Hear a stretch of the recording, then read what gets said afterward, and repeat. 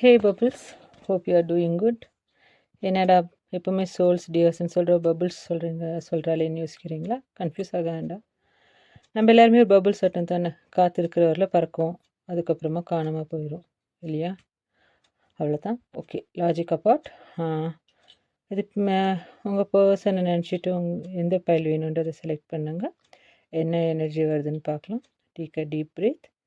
Think about your person and their name. Let's check what's coming.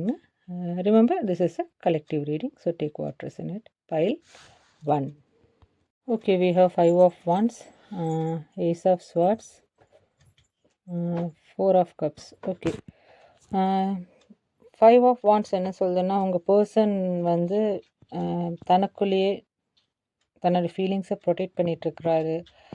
அதை control பண்ண முடியாமல் தனக்குள்ளேயே ரெஸ்ட்லெஸ்ஸாக இன்னர் செல்ஃபோட ஃபைட் பண்ணிகிட்ருக்கிறாரு. அவரால் சுச்சுவேஷனை பேலன்ஸ் பண்ண முடியல, ரொம்ப காம்படிட்டிவாக அவர் ஃபீல் பண்ணுறாரு.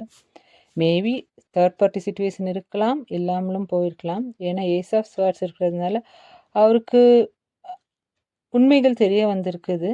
அதே சமயம் அவருக்கு உங்கள் மேலே இருக்கிற ஃபீலிங்ஸ் எப்படியாப்பட்டதுன்றதும் தெரிய வந்திருக்குது. உங்களோட ஃபீலிங்ஸ் அவர் மேலே இருந்தது உண்மைன்றதும் தெரிய வந்திருக்குது. 4 ஆஃப் கப்ஸ் என்ன சொல்கிறதுன்னா, அவர் இப்போ ரொம்ப அமைதியாக இருக்கிறாரு. அவரோட ஆப்பர்ச்சுனிட்டி அவருக்கு என்ன வருதுன்றத அவர் பார்க்க இப்போது ரெடியாக இல்லை.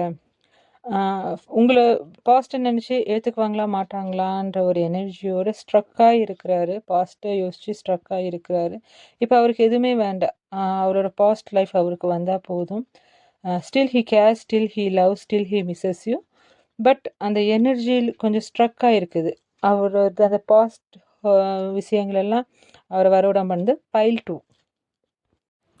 we have death card, Hierophant. Okay, 3 of pentacles.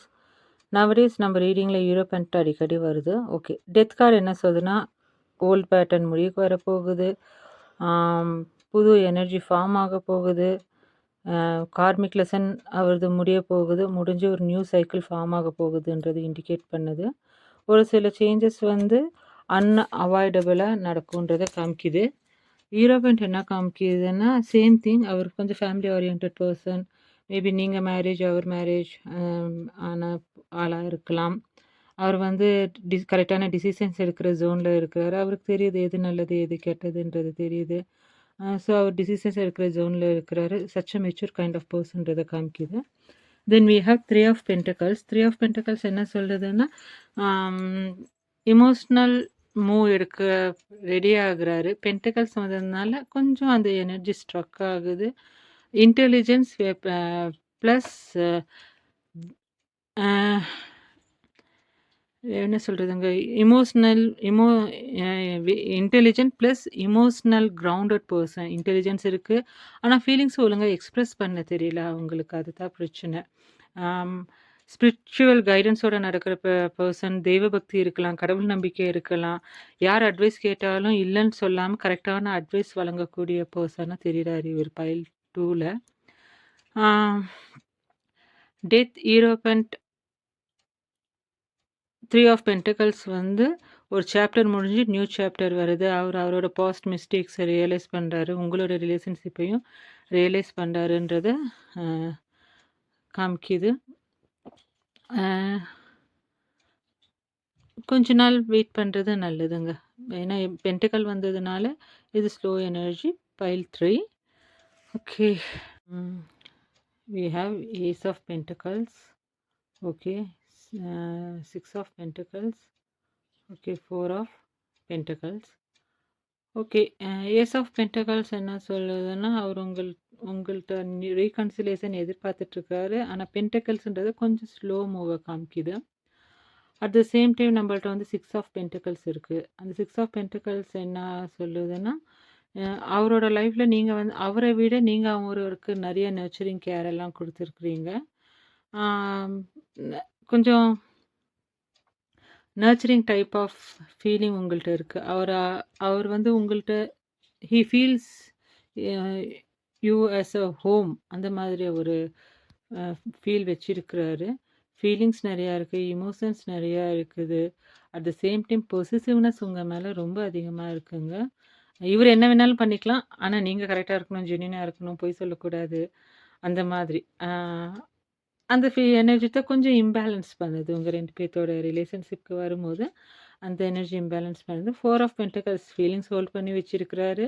ஆனா ஹார்ட்ட க்ளோஸ் பண்ண மாட்டாரு. கிரவுண்டட் டைப்பான மனுஷன்.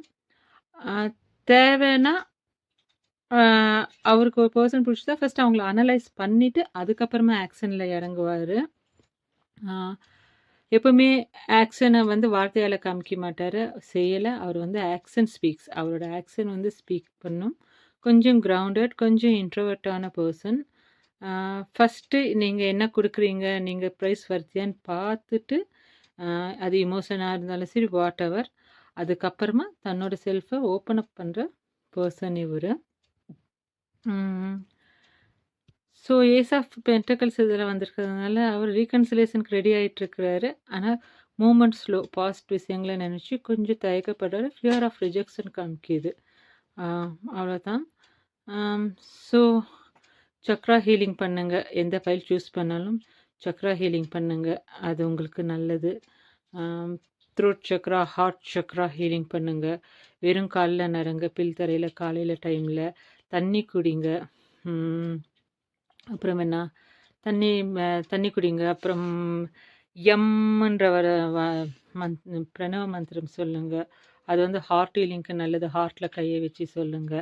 லம்முன்றது பிரீத்த இன்ஹேல் பண்ணிட்டு, எக்ஸேல் பண்ணும்போது, அத சொல்லுங்க. யூனிவர்ஸ் ப்ராசஸ்ல ட்ரஸ்ட் பண்ணுங்க. உங்க இன்ட்யூஷன்ல ட்ரஸ்ட் பண்ணுங்க.